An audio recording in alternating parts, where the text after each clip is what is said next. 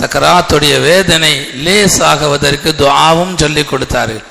அல்லாஹும்ம ஹவ்வின் அலைனா சக்கராத்தில் மௌத், அல்லாஹும்ம ஹவ்வின் அலைனா சக்கராத்தில் மௌத், அல்லாஹும்ம பாரிக் லனா ஃபில் மௌத் வஃபீமா பஅதல் மௌத். இந்த துஆக்களை எல்லாம் மனனம் செய்ய வேண்டும், எல்லா நேரங்களிலேயும் கேட்க வேண்டும். இந்த துஆக்களை, இது மாதிரியான துஆக்களை பெருமானார் ஸல்லல்லாஹு அலைஹி வஸல்லம் அவர்கள் கற்றுத் தருவார்கள். சக்கராத்துடைய நேரத்திலே, கடைசி நேரத்தில் இருப்பவருக்கு முன்பதாக அருகில் அமர்ந்து சூரத்து யாசீனை ஓதுங்கள் என்பதாக பெருமானார் ஸல்லல்லாஹு அலைஹி வஸல்லம் அவர்கள் சொன்னார்கள். இதையெல்லாம் விளங்க வேண்டும்.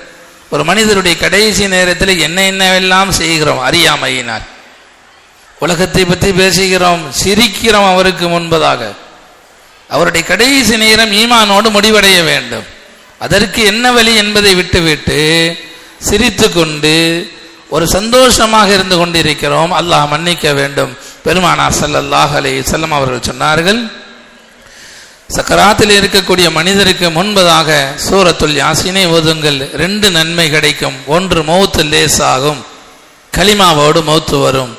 இன்னொன்று சக்கராத்துடைய நேரத்தில் ஏற்படக்கூடிய தாகம் அவருக்கு ஏற்படாது.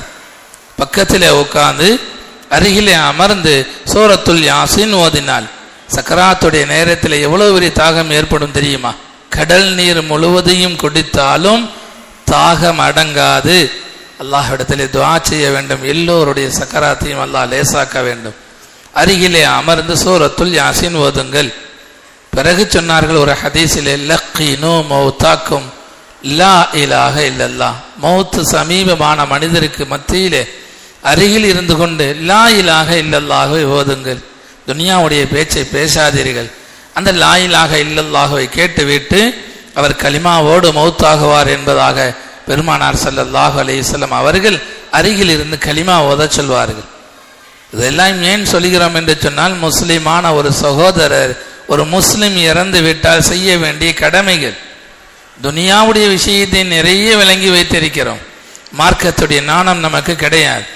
இறந்த உடனே செய்ய வேண்டிய வேலை, நபிகள் நாயகம் ஸல்லல்லாஹு அலைஹி வஸல்லம் அவர்கள் சொன்னார்கள், முதலிலே துஆ ஓதுங்கள்.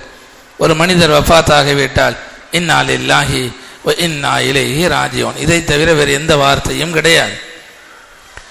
ஒரு மனிதர் இறந்து விட்டால் இன்னா லில்லாஹி வ இன்னா இலைஹி ராஜிஊன் என்பதாக ஓதுங்கள். இது அல்லாஹ்